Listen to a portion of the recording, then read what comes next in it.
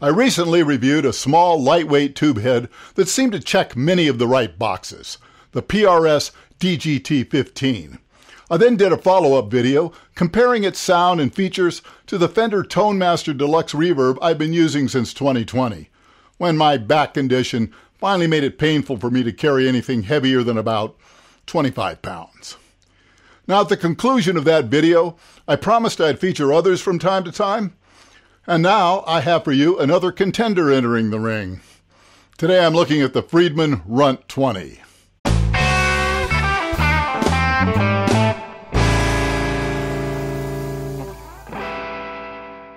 Well, this amp has been around for quite a few years now, and I'm sure many of you have seen or read reviews. But if you're completely unfamiliar, well, don't worry. You'll get the bullet points as I explore whether or not it might suit my personal needs. Dave Friedman has been building, repairing, and modding amps for big-time stars for over 25 years.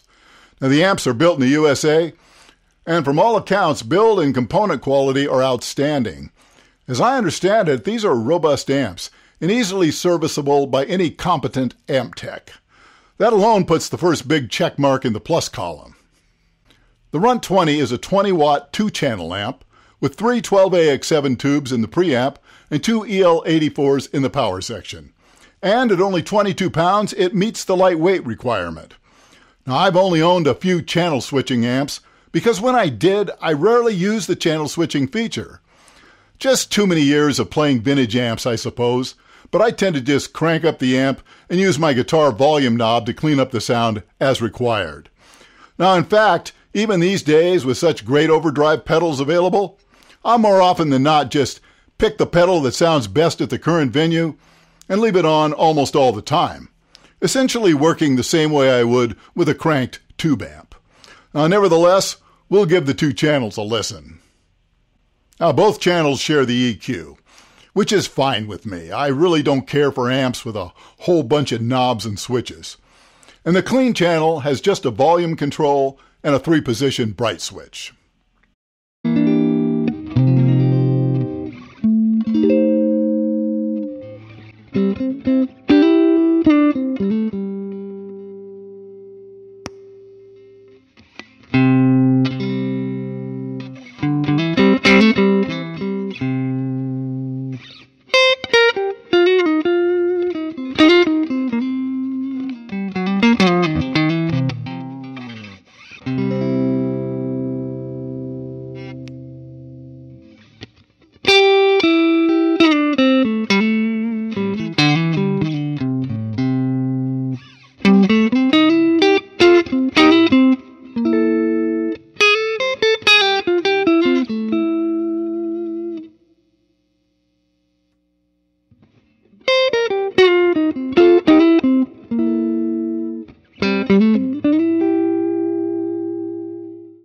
I can see this clean channel being quite useful.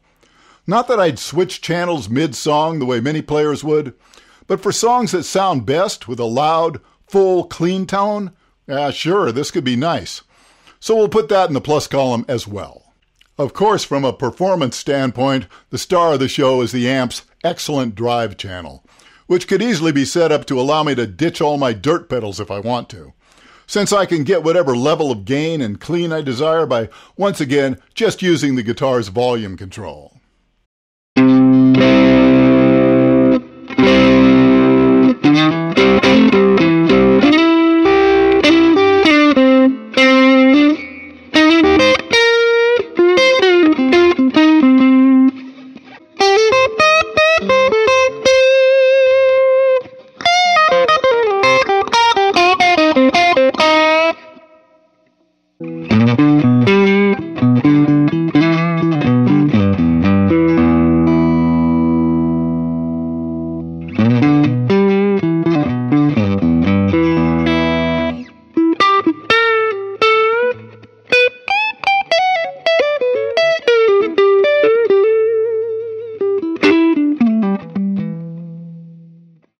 Well, this master volume is superb, which allows the amp to sound good at very low volumes. Now, after many years of playing big amps at venues where they can't be turned up enough, this is quite appealing. It's what old school players like myself always look for. An amp that sounds like it's turned up loud enough to sing, but at the required stage volume. So another one for the plus column.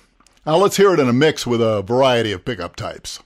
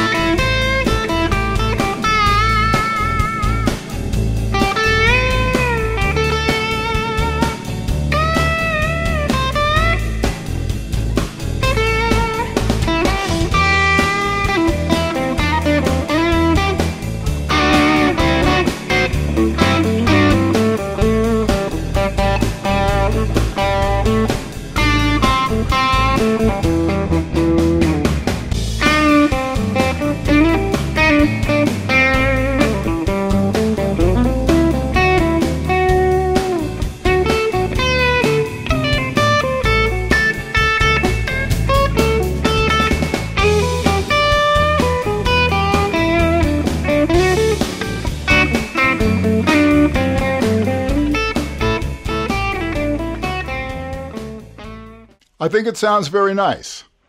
But I'm certain it'll sound even better at stage volume. I didn't record it quiet by any means, but to get the power amp working, I would have had to move it into another room, especially when using my Sheraton, since in this tight space I was starting to get feedback as it is. To say nothing of blowing my eardrums out getting the headphone volume up enough. Even at this volume, it's clear there's certainly plenty of upside. So what about downsides? Well, if you've seen my previous videos, you can already guess what the downsides might be. First, same as any tube head, I'd have to carry a separate speaker cab. Now that's a given. So rather than my 21-pound Toadmaster combo, it's a 22-pound head plus a 25-pound cab. Now by using my little folding dolly, that's not necessarily a deal breaker, but still a mark in the minus column. Perhaps more importantly, as many of you know, I really prefer built-in reverb and tremolo. And of course, like an old Marshall, this amp has neither. The reverb you hear in the recording is a software plug-in. I haven't owned a dedicated reverb unit or pedal since the 90s when my amp was a Buddha Twin Master, which may have been the last non-reverb amp I used for any length of time. And that's when I learned how much I dislike reverb in front of the amp. Yes, the Friedman has an excellent effects loop, so I can put the reverb where it needs to go. But that's just one more thing I'd have to set up and tear down, so another mark in the minus column. Now I do use tremolo as well, and this would require buying a tremolo pedal. So while I'd be able to ditch my drive pedals, I'd have to replace them with reverb and tremolo. Now I should mention there is an XLR direct out with cabinet simulation, which can even be used with no speaker attached if desired.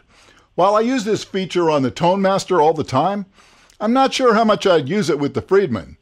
You see, with the Tone Master, the XLR out utilizes impulse responses based on its exact speaker in cab. And after recording with it many times, I'm confident the house is hearing what I'm hearing. That wouldn't necessarily be the case with the Runt 20, and I'd possibly just mic the cab. Not really a bonus or a deal breaker. Well, this is a fine amp, and it has a lot going for it. The sound is rich, and the gain is sweet sounding at pretty much all volume levels. The next step will be to take it on stage and see just how enjoyable it is for an actual live show. Now, if you've already subscribed to this channel, well, you won't miss the follow-up. If you haven't yet subscribed, consider doing so now. So don't forget to give this video a like as well, and I'll see you again very soon.